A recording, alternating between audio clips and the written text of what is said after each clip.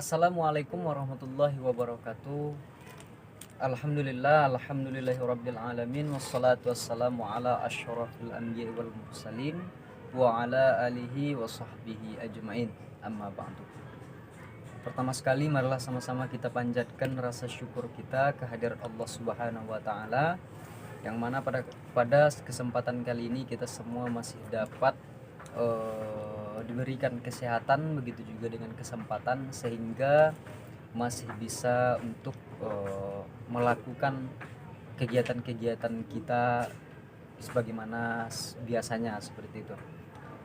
Begitu juga sholawat dan salam tak lupanya marilah kita hadiahkan ke ruh Nabi besar Muhammad SAW dengan ucapan Allahumma sholli ala sayyidina Muhammad wa ala alihi sayyidina Muhammad.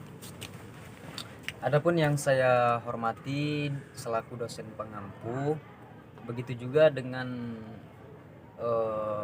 teman-teman seperjuangan yang saya cintai. Jadi mungkin langsung saja di kesempatan kali ini kami bakalan mencoba untuk mempresentasikan hasil dari makalah kami, yaitu kelompok 9 yang dengan tema iddah dan rujuk seperti itu. Jadi saya selaku pemateri pertama akan memaparkan hasil dari makalah kami. Jadi mungkin langsung saja. Adapun materi pertama yaitu iddah. Iddah ialah sebuah kewajiban yang harus dijalani oleh seorang istri setelah terjadinya perceraian. Jadi dapat kita simpulkan bahwasanya ketika di dalam suatu pernikahan di mana seorang istri ketika ditalak oleh suaminya, maka ada waktu penantian di mana seorang istri ini belum boleh menikah lagi sebelum waktu daripada iddahnya ini selesai seperti itu. Dan itu ada berbagai macam ataupun ada macaman dari iddah ini, dimana ada iddah yang memang ditinggal hidup ataupun ditinggal mati oleh suaminya, dan itu berbeda-beda. Jadi di sini ada 3 macam, dimana lalu ketika itu bercerai kembali dan setelah itu, dan itu bukan dengan ada unsur kesengajaan ataupun dengan adanya unsur penipuan seperti itu karena ada maksud, tapi memang alami dan murni ya seperti sebagaimana pada umumnya. Dan jika ia ingin, dan setelah ia bercerai dengan suami yang kedua seperti itu, maka ia dengan persyaratan adanya hubungan suami istri, dan ketika bercerai kembali dengan suami yang kedua, dan jika ia ingin kembali ke suami yang pertama, maka itu ya boleh seperti itu. Nah itulah. Dan ada yang ketiga yaitu iddah dengan melahirkan.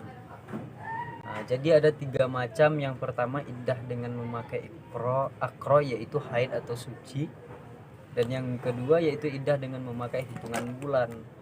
Ada juga dia iddah dengan melahirkan seperti itu. Nah itulah yang bisa saya paparkan dari pemateri pertama, dan saya serahkan ke pemateri yang kedua. Bismillahirrahmanirrahim. Pengertian iddah. Iddah adalah dari kata adda ya'uddu iddatan, artinya menghitung. Sedangkan maksudnya dalam fikih ialah bahwa setelah berceraian dengan suaminya, maka seorang wanita tetap harus menunggu beberapa hari di mana ia belum boleh kawin dengan orang lain sebelum masa penantiannya habis. Allah Subhanahu wa taala telah mensyariatkan iddah karena dalam iddah itu terkandung beberapa hikmah yang tak ternilai harganya dan merupakan salah satu sumber keteruturan hidup. Bismillahirrahmanirrahim. Baik, di sini saya sebagai pemateri ketiga akan melanjutkan makalah kami, yaitu tentang iddah dan rujuk. Nah, di sini saya akan membahas tentang rujuk. Rujuk berasal dari bahasa Arab yaitu roja'a yarji'u ruju'an yang berarti kembali. Artinya suami dan istri yang kembali rujuk atau kembali seperti akad nikah mereka pada dasarnya.